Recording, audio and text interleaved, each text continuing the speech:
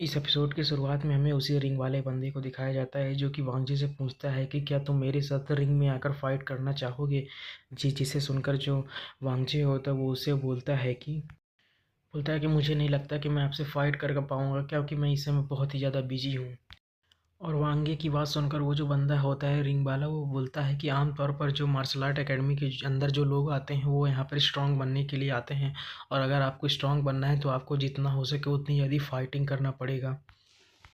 और स्ट्रॉन्ग बनने के लिए फाइटिंग ही सबसे पहला स्टेप होता है।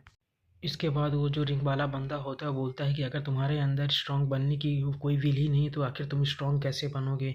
और इतना कहकर वो हमारे मेन कैरेक्टर वांगजी का मजाक उड़ाने लगता है। तभी जो वांगजी होता है वो बोलता है क्या तुम मुझे यहाँ पे चिढ़ाने की कोशिश कर रहे हो, और अगर तुम ये बताओ अगर मैं तुम्हें यहाँ पर हरा देता हूँ तो मुझे क्या मिलेगा। साथ ही में जो वांगजी होता है बोलता है लेकिन अगर मैं यहाँ पर हार गया तो मुझे क्या देना पड़ेगा।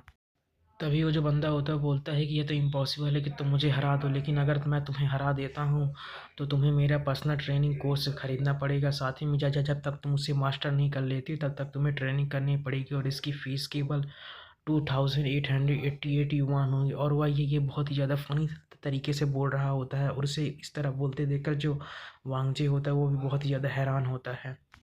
तभी जो वांगजी की ये बात सुनकर जो बंदा होता है गुस्से में बोलता है कि तुम्हें क्या लगता है कि मैं कोई मामूली कोच हूँ, मैं एक 3 स्टार कोच हूँ, और मैं तुम्हारे चलने की तरीके से बता सकता हूँ कि तुम इस समय बहुत ही बड़े नौसिखिए हो।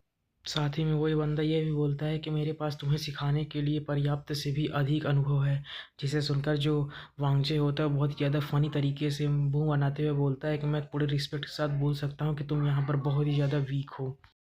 और वांगजी की ये बात सुनकर वो जो बंदा होता है वो और भी ज़्यादा गुस्सा हो जाता है। गुस्से में वो चिल्लाते हुए बोलता है कि आखिर तुमने मुझे वीक कैसे किया, अगर तुम मुझे यहाँ पर हरा देते हो तो मैं तुम्हें फ्री कोचिंग दूंगा। जिसे सुनकर जो वांगजी होता है वो बोलता है कि अगर मैं तुम्हें हरा ही दूंगा तो तुम्हारे पास सिखाने के लिए तुम्हारे पास बचेगा ही क्या। जो जिसे सुनकर वो कोच और भी ज़्यादा चिढ़ जाता है और बोलता है कि अगर तुम मुझे यहाँ पर हरा देते हो तो मेरे जो मास्टर जो हैं वो तुम्हें कोचिंग देंगे। जिस चीज़ को सुनकर वांगजी भी हैरान होता है और बोलता है कि तुम अपने मास्टर की बात कर रहे हो, है ना। साथ ही में हमें दीवार पर पीछे लगे उसके मास्टर की पिक भी दिखाई जाती है जो कि एक मार्शल आर्ट मास्टर होते हैं। तभी जो वांगजे होता है उस फोटो को देखते हुए अपने मन में सोचता है कि ये फ़ोटो तो किसी प्रमोशन की तरह लग रही है।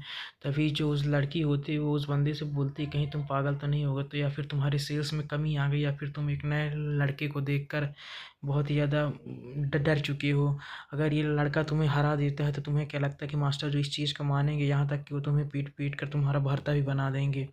तभी वो एक दूसरा बंदा बोलता है कि अगर मास्टर जो अपने स्टूडेंट्स की भर्ती भी कर रहे होते तो मुझे नहीं लगता कि ये लड़का इतना ज़्यादा योग्य है कि वो उसे सिखाएंगे। मैं भी कई महीनों से इंतज़ार कर रहा हूँ कि मास्टर जो मुझे कुछ सिखा सकें जिससे कि मैं एक महान मार्शल आर्टिस्ट बन सकूँ। इसके बाद जो हमारा मेन कैरेक्टर होता है बोलता है कि जब से मैं यहाँ पर आया हूँ इस बंदे के बारे में सोच रहा हूँ, ये तो मुझे किसी तरह का स्कैम लग रहा है, और यहाँ पर बहुत सारे लोग हैं जो इस स्कैम का शिकार हो चुके हैं। और इसके अतिरिक्त जब से मैं यहाँ पर आया हूँ तब से मुझे कोई यहाँ पर वैम्पायर या उसका डिपेंडेंस देखने को भी नहीं मिला है। क्या ये यहाँ पर जितने भी लोग हैं वो बस नॉर्मल इंसान है जिनके पास कुछ पावर्स हैं, और क्या ये वे उन वैम्पायर का सामना कर भी पाएंगे जो कि इस पूरे सिटी पर राज करते हैं। इसके इसके बाद जो वांगजे होता है अपने मन में सोचता है कि ये जो मार्शल आर्ट एकेडमी है मेरे ख्याल से केवल फिजिकल फिटनेस पर ही पर्पस यानी कि मेन फोकस करती है, इसके अलावा ये कुछ भी नहीं सिखाते हैं। इसके बाद जो वांगजे होता है बोलता है कि अगर आप मुझे यहाँ से लड़ना ही चाहते हैं तो ठीक है, मैं आपसे लड़ने के लिए तैयार हूँ, इससे मैं अपनी भी एबिलिटीज़ को चेक कर पाऊँगा। लेकिन इससे पहले अगर मैं यहाँ पर हारता या जीतता हूँ तो लड़ाई खत्म होने के बाद आप मेरी फिजिकल फिटनेस और असेसमेंट की जो फ़ी होगी उसे आप फ्री कर देंगे।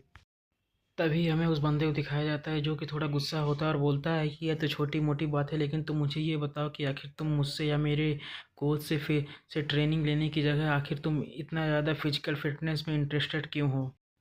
इसके बाद वो बंदा अपने मन में सोचता है कि मुझे यहाँ पर बहुत ज़्यादा गुस्सा आ रहा है, अगर मेरी इस महीने की सेल्स इतनी ज़्यादा ख़राब ना होती तो मैं यहाँ पर अपनी एनर्जी और टाइम बर्बाद नहीं कर रहा होता। और अपने मन में सोचता है कि मैं इस बच्चे को तब तक नहीं छोड़ने वाला जब तक यह फाइट कर कर थक नहीं जाता और मुझे अपना कोच नहीं मान लेता, क्योंकि मैं इससे अपनी ट्रेनिंग फीस तो लेने ही वाला हूँ। यह कहकर वो अपने मन में हंसने लगता है।